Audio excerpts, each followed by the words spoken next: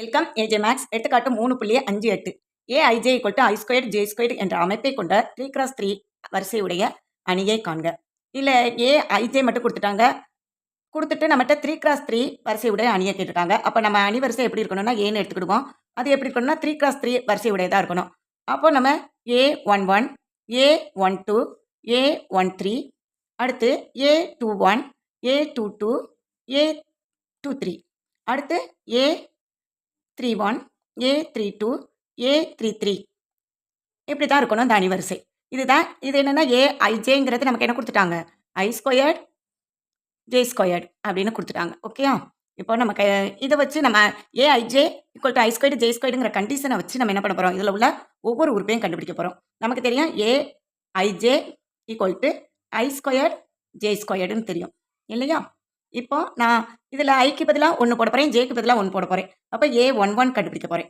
ஐயும் 1 ஜேயும் 1. அப்போ என்ன வரும், 1² × 1² = 1 × 1 என்ன தான் வரும், 1 தான் வரும் இல்லையா? அடுத்து செகண்ட் உறுப்பு கண்டுபிடிக்க போகிறேன். a12 a12ங்கும் போது i1 அதனால் 1² × j2 2².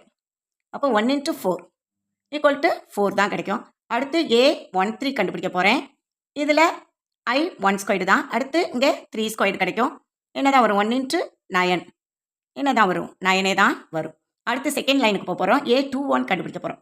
a21 அப்படிங்கும்போது i2 ஆயிரும், 2² × 1².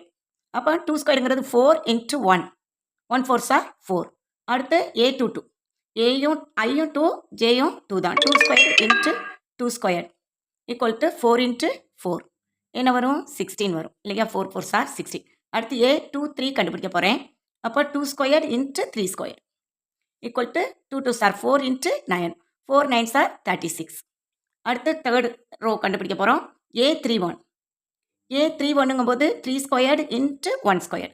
3 3 9 தெரியும், × 1 1 9 9 தான். அடுத்து a32 கண்டுபிடிக்க போகிறோம்.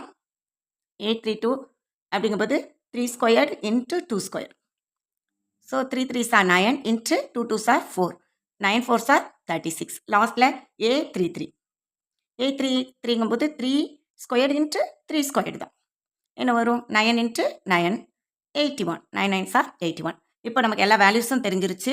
a11 எல்லாமே தெரிஞ்சிருச்சு. அப்போது அந்த மேட்ரிக்ஸ் எழுதிடுவோமா?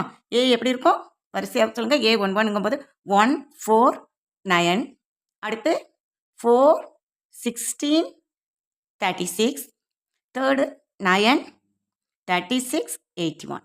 That's all. நல்லா பார்த்துக்கோங்க, முக்கியமான சம்.